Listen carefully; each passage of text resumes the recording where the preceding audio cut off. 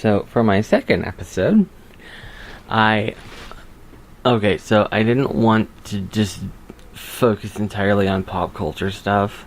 I wanted to, make a variety of episodes on various topics. I kind of wanted to talk about this, but at the same time, I wanted to come back to it and talk, because I talked about Super Mario in the first episode, and I didn't just want to have pop culture. I was leaning heavy towards this, but I also wanted to look at,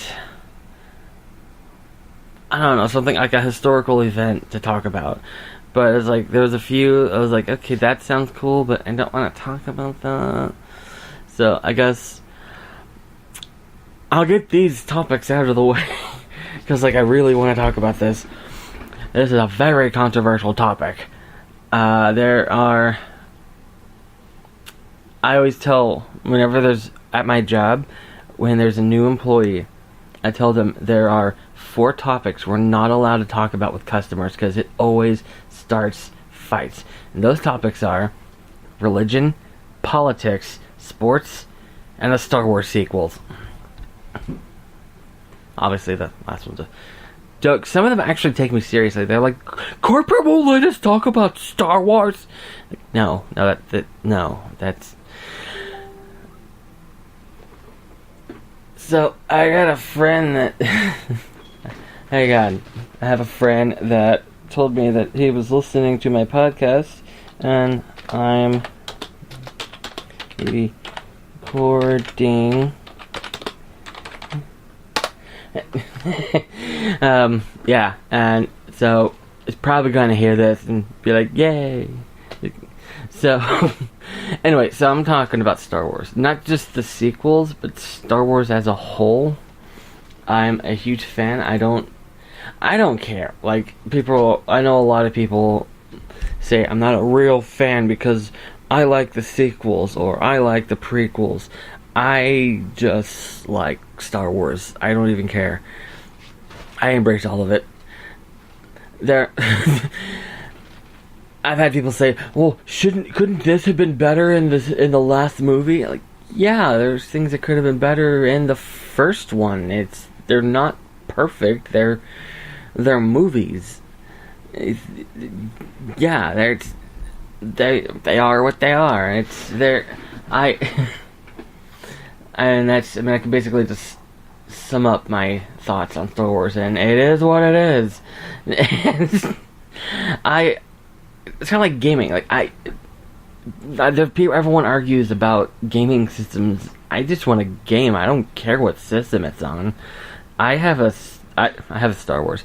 I have a Switch and an Xbox, and I'm saving up for a PlayStation. I don't care. They all have exclusives. One of my favorite games of all time is put a pin in it. I'm gonna have a series of pins. It's like, I want to talk about. The show is called The Digressor, but I don't want to digress to the point where I invalidate future episodes. I already talked about that, didn't I? Anyway, so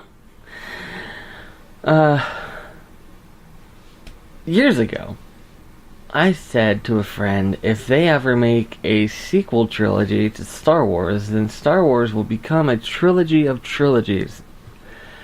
Well, Star Wars is now a trilogy of trilogies, and it is a great one.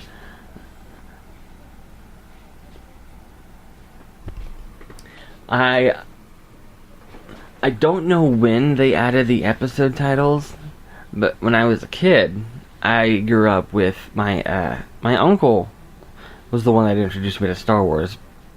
My earliest memories were we would watch the trilogy, because we actually lived with my uncle for a little bit when I was really little, 3 or 4. I don't even remember how old I was while we lived there. But he's a huge, even now he's a huge nerd. I think he was into Harry Potter before I was, and I was into Harry Potter before the first movie came out. So I went to his house one Christmas, and he had Hagrid's umbrella. And I was like, "You know about that?" And it's like, "Yeah." But yeah, he introduced me to Star Wars, and then one time in first grade, which was 94, I believe. I think, because I remember in kindergarten when I learned about dates, I don't remember the exact date, but the teacher wrote 1993, like something 1993, and I was like, "What is that? That's a big number." And she said, "That's a year." And I was like, "What's a year?" And then that was the lesson. She hadn't gotten to it yet. So I know I was in kindergarten in 93, but I don't know if that's the first semester or the second semester. So first grade's probably 94. Anyway, that wasn't really related to the story at all. So reason I'm mentioning the whole uncle thing is, in first grade, we were watching one of the Star Wars movies.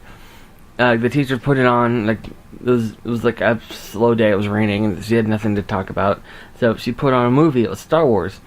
And I said, "It's Star Wars!" And she said, "No, it's Return of the Jedi." And I was like, "No, it's Star Wars!" She goes, No, it's not Star Wars, it's Return of the Jedi." And at the time, it didn't make sense, because that's Vader. That's Darth Vader. He's in Star Wars.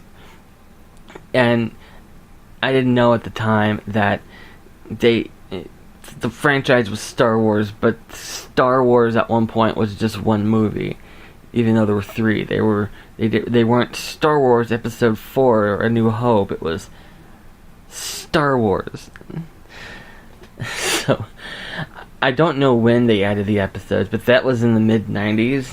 So maybe she didn't know, because I think around that time was when the first special edition VHS box set was released, and that was when they introduced that, because Lucas was writing the prequels that he supposedly had already written. I remember seeing a documentary forever ago, and I think it's like common knowledge to any Star Wars fan that George Lucas says that when he wrote the first Star Wars film, he wrote the entire saga. Like, instead of just writing the one story, he's like, where did these people come from? I'm going to write Vader's backstory. And he put it on his shelf to make later. At least so he says. I don't think he did, but that's what he says. And I think it was around the mid-90s is when they made the change. And okay, that was going somewhere, and I don't remember exactly where. So I will just kind of jump track to a different direction. It's, in the same direction, just kind of veers off a little bit. I wish they would release the original cut of the trilogy. Kind of. Some of the changes they made were for the better. Like in Empire Strikes Back, when they replaced the Emperor's hologram with I don't remember his name. I was gonna say Ian McKellen, but that's not even close. I'm just gonna say Palpatine. I don't remember the actor's name. Like, I know it. Oh, actually, I have the Wikipedia pulled up because I was looking at it before I started recording. So like, I can literally just where is okay,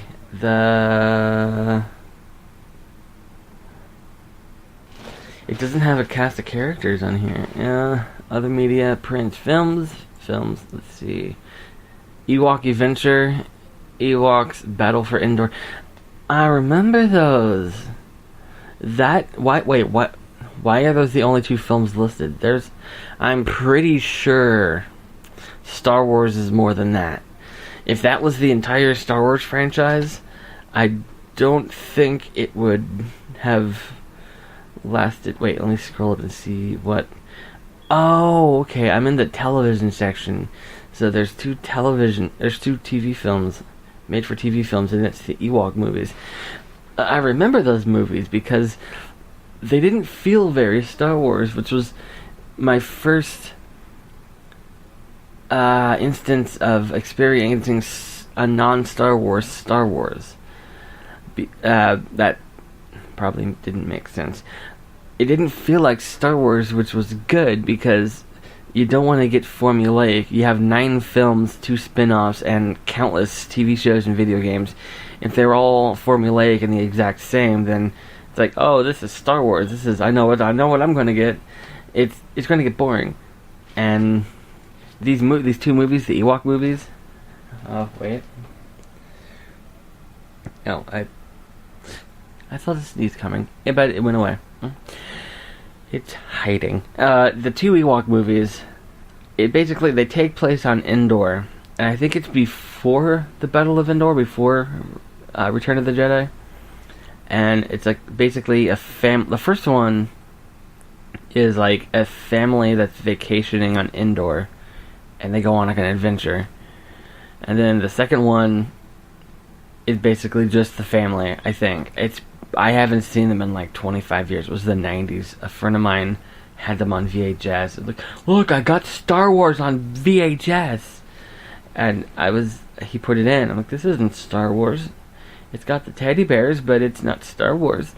And I watched it, and I liked it though because I was like 10, and it was clearly meant for kids.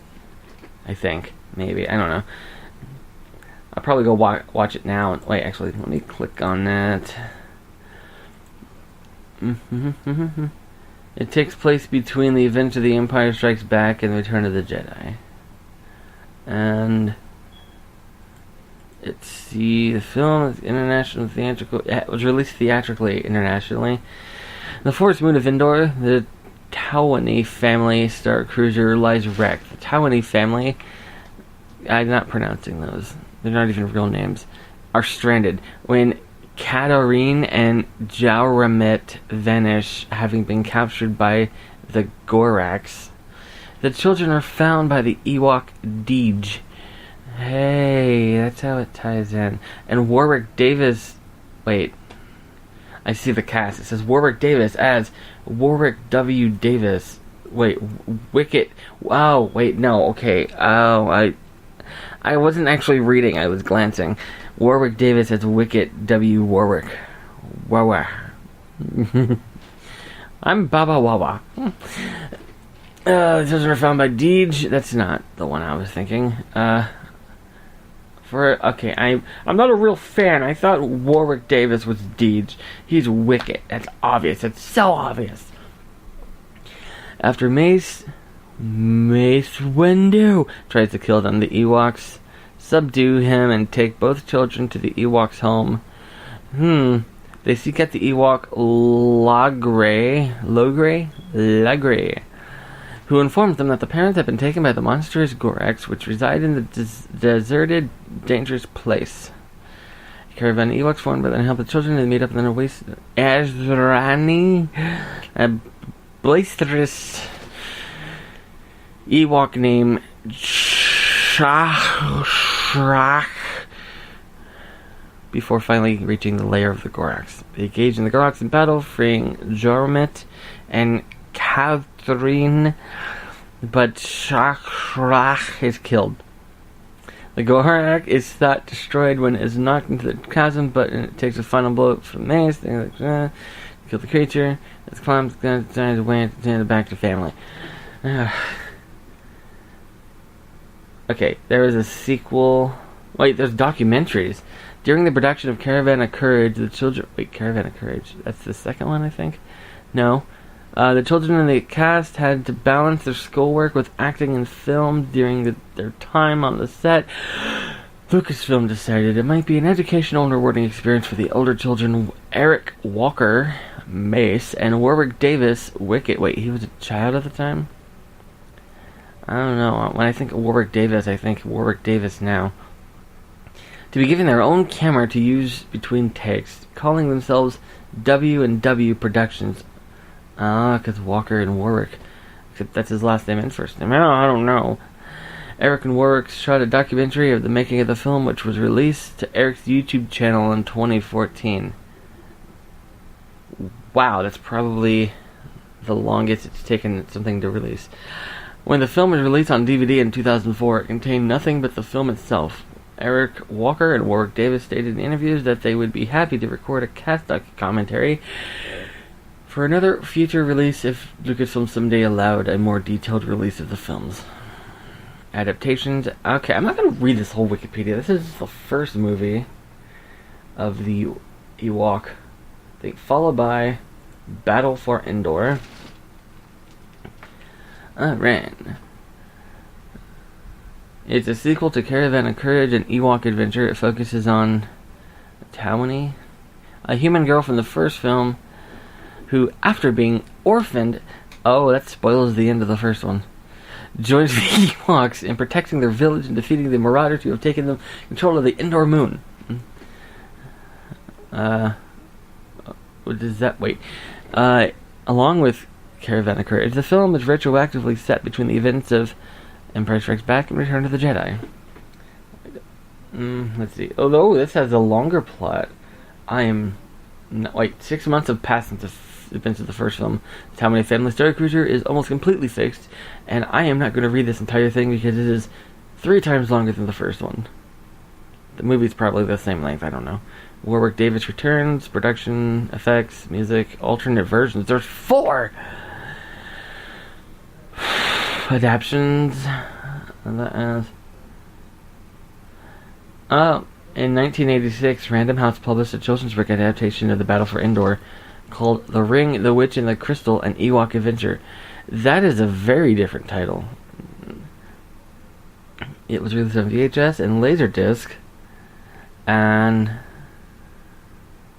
I saw Disney Plus linked, and I'm like, oh yay! But what it says is, as of September 2019, the streaming service Disney Plus had announced no plans to host the Ewok films, prompting Eric Walker to start a petition for Disney to add them. I want to sign that because I want to watch them again. Oh wait, what's the above that? In January 2019, Disney and Lucasfilm released the Battle for Endor on Amazon's Prime Video service, where it was available to rent and buy. Oh, before you get excited, as of December 2019, the film is no longer available through the service. So, yeah. I am focusing way too much on this. Let's see. I have, there is another... Oh, that was an unintentional Star Wars reference I did.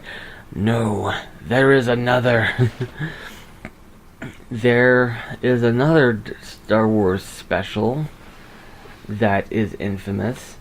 Even among, well, even among Star Wars fans. Can you imagine a controversial Star Wars film among fans?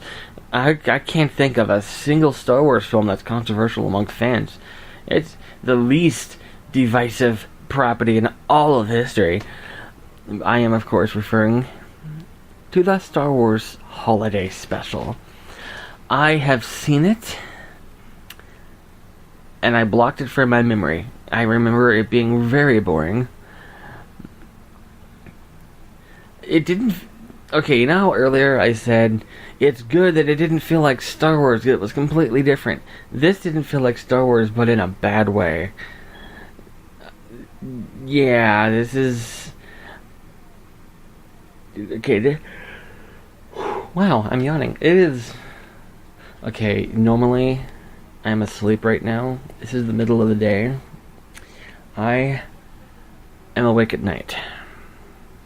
It's my day off, and I'm up awake. I am definitely up awake. Alright, so how bad is the Star Wars Holiday Special? George Lucas loves, he made and released and actively promoted the prequels, which, don't get me wrong, I love the prequels, but they're not the best. I mean, they are very much for kids. And yet, the holiday special, to this day, he refuses to acknowledge. It was only released one time on TV that I know of. Actually, I have the Wikipedia pulled up. Let's see. Reception, critical response. Connected it, critical response. The Star Wars Holiday Special was universally panned by critics, audience, and Star Wars fans alike. It has, wow! On Rotten Tomatoes, it has a much higher score than I was expecting. I was thinking like single digits. It has a 27% on Rotten Tomatoes. Let's see. Reception from the cast and crew. George Lucas did not have significant involvement in the film's production and was reportedly unhappy with the results. In 1987, Lucas reportedly said of the film, "I believe it will be released on videotape. I am not sure if they're going to rerun it on TV or not." In a May 2005 interview, Lucas was asked if the film had soured him on working in television, and he replied, "The special from 1978 really didn't do much to have much to do with us, you know. I can't remember what network it was on, ABC. But it was a thing that they did. We kind of let them do it. It was done by, I can't even remember who the group was, but they were variety TV guys. Obviously. They let them use the characters. Wait, we let them use the characters and stuff, and that probably wasn't the smartest thing to do, but you learn from those experiences." Let's see. Harrison Ford in 2006 made an appearance on The Late Show with Conan O'Brien and claimed to have never seen it. Anthony Daniels, C-3PO, in a documentary promoting the World War tour of Star Wars in concert, notes with a laugh that the Star Wars universe includes a horrible holiday special that nobody talks about. In 2019, Daniels referred to the special as a turd in his autobiography. On the 2010 television program Time Talk, I can't spoke now. Carrie Fisher was asked about the special, and she said she made Lucas give her a copy of the special in exchange for recording commentary for the Star Wars trilogy, so she would have something for parties when she wanted everybody to leave. Oh, you gotta love Carrie. She was awesome. In 2018, Mark Hamill admitted to not having seen the entire special. 2020, he jokingly said U.S. President Donald Trump. He jokingly asked U.S. Donald Trump, U.S. President, jokingly asked Trump to pardon it. The official Star Wars site states the special delivered mixed results. Oh wait, so the official Star Wars website acknowledges it, so that's different. The official site also refers to Boba Fett animated segment as a cult classic. Versions and availability. I see April Fool's in here. It soon became a cult classic among Star Wars fans, while originally shared or sold as a bootleg video at conventions or via outlets such as eBay. Peer-to-peer file sharing networks have made the special more widely available to fans curious to see it for themselves. Online video sites such as YouTube also have hosted clips for the special. However, the special has not been officially released. The so-called Platinum Edition DVD mentioned in a review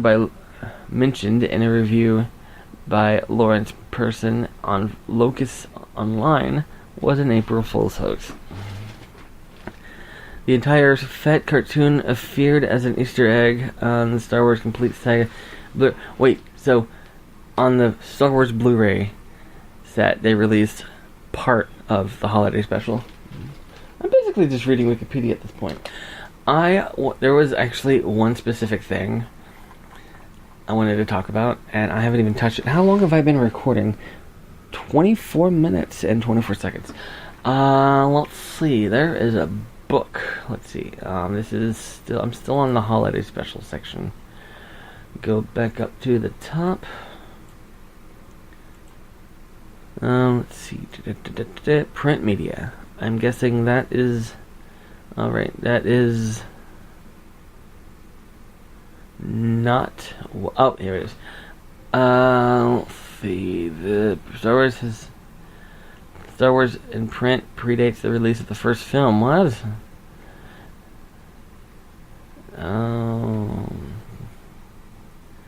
Okay, I want to see if I can find what I'm looking fun. Okay, so let's see. You're mentioned indirectly.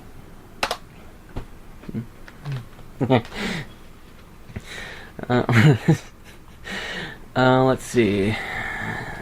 There is a book. Oh yeah.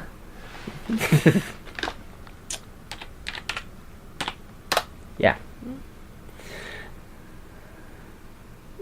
Guess I'll have to listen and find out. Yes, you will. There is a book series I used to watch. I mean, I'm distracted. There's a book series that my school library used to have, and I read all of them, and I don't know if they were officially Star Wars canon, because children's books. Here, it was definitely children's books. I'm just gonna do Control F. Galaxy. Well, yeah, that brings up that. Yeah, there's a ton of results for that. Okay, that's a P. Of brings up 4. No. Fear. Aha, there it is. Oh, okay. Maybe there wasn't. Maybe there was more than I thought, because there was like 7 in my school library, and I thought I read them all. There are. Let's see, how many are here? 1, 2, 3, 4, 5, 6, 7, 8, 9, 10, 11, 12. Oh. Okay, so there. Oh, there's a Wikipedia page for it. Let me click on that. Galaxy of Fear. It's a Star Wars. Okay, actually, I'll just read. Galaxy of Fear is a series of science fiction novels set in the Star Wars galaxy 3 years after A New Hope. The books are meant for younger readers. The books range from 100 pages to 200 pages in large print. This series of 12 books was written by John Whitman and were released in from February 1997 through October 1998. And they were amazing, the ones I read. The reason I don't know if they're canon, well, Legends canon, like former canon, is because while they were separate from the main story, they're also part of the main story. Like, I think in every one of them, at some point, the main characters run into the main characters of the trilogy. I think the most ridiculous example that even as a kid I rolled my eyes and was like, oh, come on. At the end of one of the books, I could probably figure out which one. Planet Plague was probably the one I'm thinking of. Let's see. Planet Plague does not have a description. It's the only one of these that don't have a description. Basically, the planet is alive, and I'm thinking, I read this like 20 years ago. The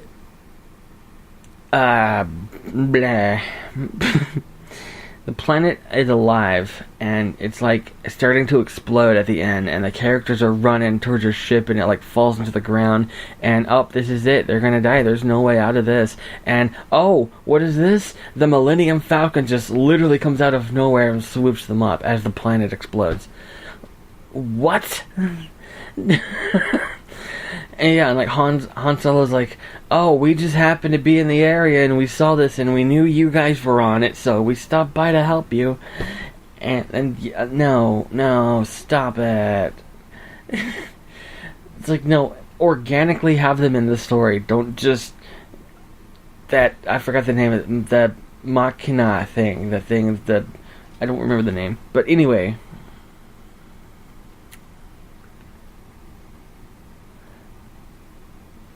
Yeah, I kind of just blanked out for a second. It was a good series. There was another. Only I don't remember all of them. The story I remember the most. Wow. I keep yawning. Like, this is weird. Like, my sleep schedule is reversed from most people. Most people are wide awake right now. This is my midnight. It is 5:07 p.m. There's the story I remember the most is, I don't remember which one of these. They're on a planet. It's like an amusement park planet, basically, and one of the characters is a robot, a droid, and there's these creatures that are like, they like mimic people or something. I don't remember. Again, 20 years ago, and they're walking around, and there's things and stuff. And I thought I would remember it as I went along, but my mind's like, nope, you're on your own on this one. But the main character, she, what's her name? Okay, I'll just read the summary. The books are about a younger brother and sister, Zack and Tash, who travel the galaxy with their mysterious uncle Huel. Tash and Zack are orphans. Their parents were on their homeworld of Alderaan when it was destroyed by the Death Star. Tash is fascinated with the Jedi, while Zack is interested in machines and technology. The first 6 books form an arc. The protagonists discover pieces of a large Imperial experiment in biological weapons, codenamed Project Starscream. The first 5 books deal with the heroes discovering the various components of Project Starscream, each dangerous in its own right. The 6th book deals with their discovery of the final goal of the experiments, creating the prototype organism simply named the Weapon. The next 6 books lack a central arc. The protagonists, now wanted fugitives, simply travel from planet to planet, attempting to avoid Imperial authorities. Each book told a story of the main character stumbling into some dangers and resulting in an adventure. And that is probably why my library only had the first 7 books. Maybe it was 6, now that I think about it. Because I don't remember details, but I remember the way it ended, thinking, wow, that was very conclusive. And then they didn't know how to end it, so they just kept going, and yeah, they have a robot. Wait, their uncle is a shapeshifter, and then there is a droid. I cannot see the. Wait, the ship, however, is unable to take off. Okay, the first book is the one I'm talking about. Tash and Zack Armanda are preteen siblings whose parents were killed when the Galactic Empire destroyed their home planet of Alderaan. With nowhere else to go, they began to travel with their uncle Huel, a mysterious shapeshifting Shiaidu who studies different species on many planets. With him, they live on his starship, the Light Runner, and learn from their new caretaker droid, DV9. When they travel to the mysterious planet of Dvaran, they are pulled out of hyperspace seemingly too soon by the planet's gravity and crash land at the spaceport. Though Tash feels bad things about the planet, the Inzine, the planet race who live on the planet, are more than happy to help out with anything they need while on the planet. Dvaran has become a tourist destination, and the Inzine hope to bring more people to live on the planet. When Shud, the Inzine who personally helps the family, brings them to the inn to help them in repairing the engine, they are attacked and the children are taken captive by the forces of Shaida the Hutt.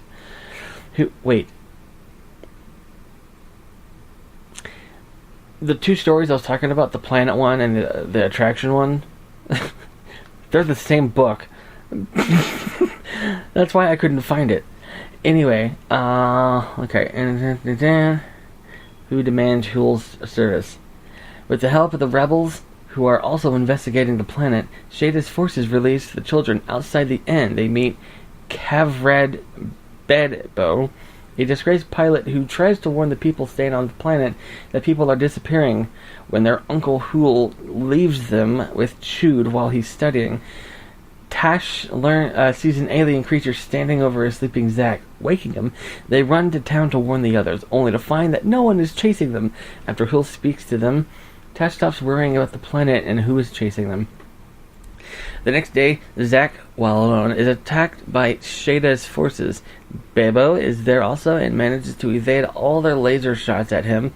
I guess they're stormtroopers. Hool is eventually able to stop Shada, but Tash convinces him to let her speak to Bebo. He brings her, accompanied by DB9, to the cave where he shows her a laboratory which has long ago been abandoned. He shows her a seemingly bottomless pit, which she feels there is something wrong with, and he shows her his medallion, a device which apparently keeps him safe from the disappearances. Believing him, she tries to return to town. He gives her his medallion, but after she is gone, he is killed by one of Shada's guards. As she returns to town, she is attacked by the Inzine, who have become parasitic monsters, but manages to escape when an earthquake shakes the ground. Back at town, however, everyone is missing, and she goes to Shada's fortress, thinking he has done something. There she finds Zack in captivity. With DV9's help, they escape Shada's forces, but are recaptured easily. However, now outside the fortress, Shada is guards, and the children are attacked by the Inzine and the planet. As holes begin to open up and take people into the planet, Shada, on his repulsor sled, and the children protected by the medallion are kept safe, but are brought by the Inzine to the heart of the planet, the pit Bebo showed Tesh. There it is revealed that the planet is alive and needs nourishment, and the Inzine get their nourishment from the planet while attracting more people to come. The medallion created a force field around the wearers that the planet could not absorb. When Hool, who was disguised as an Inzine, gets the medallion, he throws it into the pit, causing the planet to begin to erupt. Able to escape the pit, even as Shada falls in and is absorbed, they finally reach their ship. The ship, however, is unable to take off, as the planet has grabbed hold of it. Losing hope, the Millennium Falcon comes to the rescue, and with Daft flying by Han Solo, is able to escape the planet, which collapses in behind them. That is the end. Literally, that is what, like I said, last minute. It's like, oh, they're gonna die. What happened? Oh no, Millennium Falcon.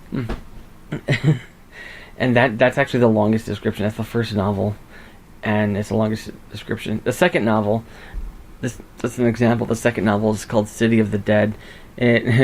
It says, the Millennium Falcon drops off Tash, Zack, and Hool at the beginning, indicating that the City of the Dead takes place mere days after eaten alive. The family proceeds to buy a new ship afterwards. During the book, Zack is buried alive in a tomb. The characters Boba Fett and Dr. Evazan are featured. That is the only description. It's like, oh, by the way, he's buried alive. Good luck. Yeah. Let's see. It is okay. I'm scrolling down to the bottom. I was trying really hard not to describe this series as a Star Wars Goosebumps, because that's what it felt like as a kid. Because I read Goosebumps a lot. I read like every Goosebumps book and Fear Street, and I loved it. And when I came across this as a kid, when I was reading it, I'm like, this is kind of like Goosebumps. And I scroll to the bottom and I see also, and the only thing there is Goosebumps. So I guess it wasn't just me. So, okay, as weird as this sounds, I know I'm talking about Star Wars. Star Wars is a massive franchise, and I wanted to talk about. Let's see. The thing I really wanted to talk about was Galaxy of Fear. I mean, that's really all I wanted to talk about. And also to say, I love all Star Wars. I don't care. Like, I would, even though it's not canon anymore, if I could find Galaxy of Fear, now that I know there's like twice as many books as there was when I was a kid, wow, okay, so they were released within 2 years. They were all released, 12 books were released within like 2 years. So they were rushed out. They already existed when I was a kid, I just didn't have access to them and didn't know they existed. But now that I know there's twice as many than there were, I want to read the entire thing because I loved them as a kid. I'm hoping it's not one of those things where you loved it as a kid and you come back to it as an adult and you're like, wow, this is garbage. I've seen a lot of that. Speaking of series that are longer than I thought, let's look up another book series that I loved as a kid. I think there were 20 when I was a kid that I know about. And I'm looking, seeing I'm sure there's a Wikipedia. There has to be a Wikipedia for this. There is. Let's see. How many books there? Wow. Oh, it's currently being published. 1982 to current. There are, when I was a kid, there were 20 books. And now, there are 73 books in the Hank the Cowdog series. I have a lot of catching up to do. Wait, adaptations. Oh no. There's a Hank the Cowdog podcast. I'm hoping... Wait, let's see. Hank the Cowdog is an animated adaptation series.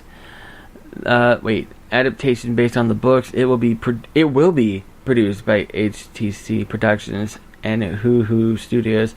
It was first unveiled at the MIP Junior Content Market in 2015. So far, there's no specific release date for the series. The series will be done in 2D animation. It will have 13 episodes. So this is a new thing, because I knew there was like an episode in the 90s. Oh, right below that, there was a previous attempt at a TV series adaptation in the late 90s. It was going to be produced by Nickelodeon. A series would have contained the test reel was updated in 2015 to I did see an episode. It was on CBS, I think, long time ago, and I was excited. I was like, yay, Hank the Cowdog. And I digressed into an entirely different series. Audio only. There are 7 audio only books. And here's a list of all of the books. The Original Adventures of Hank the Cowdog. The Further Adventures of Hank the Cowdog. It's a Dog's Life. Murder in the Middle Pasture. It's a kid's series. Let's see. The last one 93, The Phantom in the Mirror, number 20. And let's see, the most recent one, number 74, released in 2020, The Frozen Rodeo. There's one released a year. Well, okay, at least one, because there's 2 in 2018, 2 in 2017, 2 a year. Well, that would make sense because there's 74, and there was 20 in 1993. I know I might as well just end this now because I have a whole other rabbit hole to go down because I don't want to go back to Star Wars now that I'm on Hank the Cowdog now. If I keep going, I'm gonna have to call this Star Wars / Hank the Cowdog. So I'm just gonna end this now.